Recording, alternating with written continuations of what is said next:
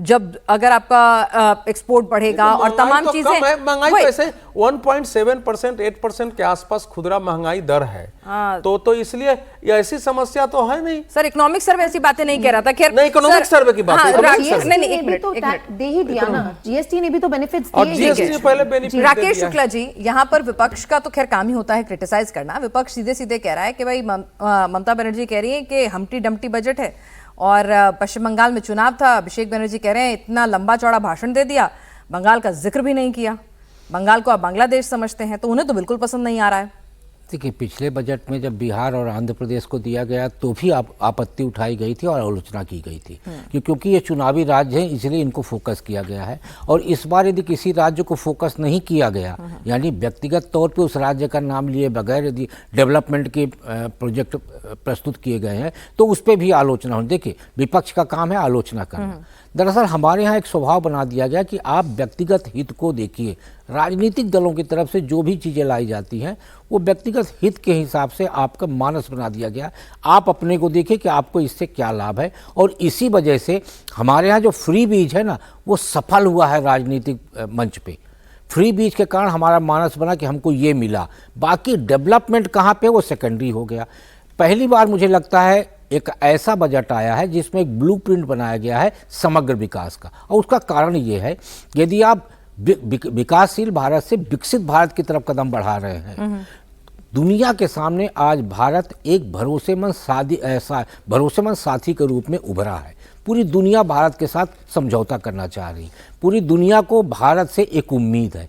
उसके लिए भारत ने एक ब्लूप्रिंट तैयार किया है कि हमें मैन्युफैक्चरिंग यानी उत्पादन के क्षेत्र में कैसे अपने आप को साबित करना है और आगे बढ़ना है। अब उत्पादकता में जो सबसे बड़ी चुनौती भारत के सामने है वो है गुणवत्ता की, यानी जिन देशों के साथ आप समझौता कर रहे हैं उन देशों को आपको गुणवत्तापूर्ण चीज़ों को इसलिए उपलब्ध कराना है क्योंकि वहाँ जिन देशों का पहले से ही एकाधिकार है उसमें आपको अव्वल होना है। और उसके लिए इस बजट में ये फोकस किया गया है 2047 का कि हम आने वाले समय तक दुनिया के साथ यानी विश्व में एक मजबूत कदम के साथ उपस्थित अपनी दर्ज कराएंगे। तो एक कंसर्न और निकल कर आता था कि अर्थव्यवस्था मजबूत हो रही है, लेकिन बावजूद उसके नौकरियों का जो संख्या है वो उस अनुपात में उस लिहाज से नहीं बढ़ रही है। तो इस बजट में क्या आपको लगता है कि लॉन्ग टर्म में ही सही, लेकिन उस इशू को एड्रेस किया गया है और वो इशू एड्रेस होगा, नौकरियां बढ़ेंगी, और कैसे? बिल्कुल पिनाज जी, 100% उस चीज को एड्रेस किया गया है। मैं फिर इस सरकार की सराहना करूंगी कि उन्होंने अपनी कमियां छुपाने की इस बार कोई कोशिश नहीं करी है। पॉपुलिस्ट के अलावा वो बिल्कुल इस बात को जान रहे हैं, समझ रहे हैं कि कहां पर क्या किस क्षेत्र में हम लोग को अभी और बढ़ावा देने की जरूरत है। जैसे अभी सर भी कह रहे थे कि आपने जिन 4 क्षेत्रों की बात की है, चाहे वो लेदर हो, चाहे वो जेम्स एंड ज्वेलरी हो, चाहे वो टेक्सटाइल्स हो, चाहे वो इलेक्ट्रॉनिक्स हो, तो इलेक्ट्रॉनिक्स को छोड़ के बाकी तीनों तो लेबर इंटेंसिव सेक्टर्स ही हैं।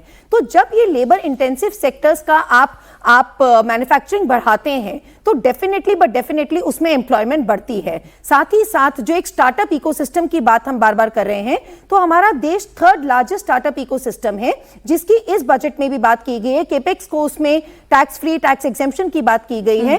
जितने भी सेक्टर्स को उन्होंने कस्टम एग्जेम्पशन में डाला है, उन सारे जब वहां पे मैन्युफैक्चरिंग बढ़ेगी तो वो डेफिनेटली एम्प्लॉयबिलिटी और एम्प्लॉयमेंट की तरफ जाएगी। और स्टार्टअप इकोसिस्टम के तहत ही 21 लाख जॉब्स क्रिएट हुई हैं।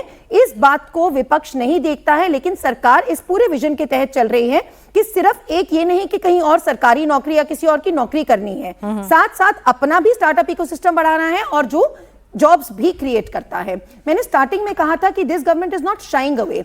इसमें देखिए एक बहुत अहम बात जो की गई है, E2E की बात, एजुकेशन टू एम्प्लॉयबिलिटी या एजुकेशन टू एंटरप्रेन्योरशिप। इसके तहत जो एजुकेशन टाउनशिप्स की बात की गई है, देखिए अचानक तो एकदम एजुकेशन टाउनशिप्स डेवलप नहीं हो जाएंगी, तो सरकार इस बात को समझ रही है कि जब तक वो होता है, साथ ही साथ इसलिए फिजिक्स और एस्ट्रोफिजिक्स में हमने तो स्किल इंडिया भी शुरू किया बिल्कुल था ना? स्किल इंडिया शुरू किया, लेकिन जो डिग्री और जॉब ड्रिवन डिग्री, उसमें डिस्पैरिटी रही ना।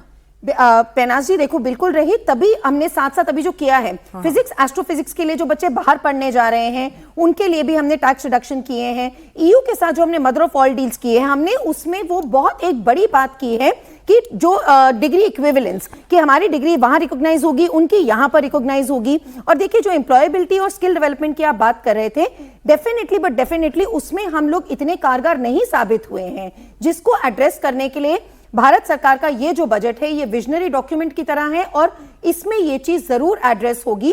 इसमें मुझे डेफिनेटली कोई दो मत नहीं है पेनाज जी। चलिए, तो यहाँ पे पॉपुलिस्ट नहीं, लेकिन अगर सोशलिस्ट अप्रोच के साथ कि समाज के हर वर्ग को कुछ ना कुछ मिले और फ्यूचरिस्टिक अप्रोच के साथ ये बजट जो है वो पेश किया गया है। यहाँ पर अवधेश जी, अगर हम बात करें, ठीक है, बजट में सबके लिए कुछ ना कुछ है जरूर, लेकिन किसानों को, ग्रामीण क्षेत्रों को, आपको लगता है कि भाई ठीक है, उनको बूस्ट करने के लिए इस बजट में पर्याप्त ऑप्शंस हैं?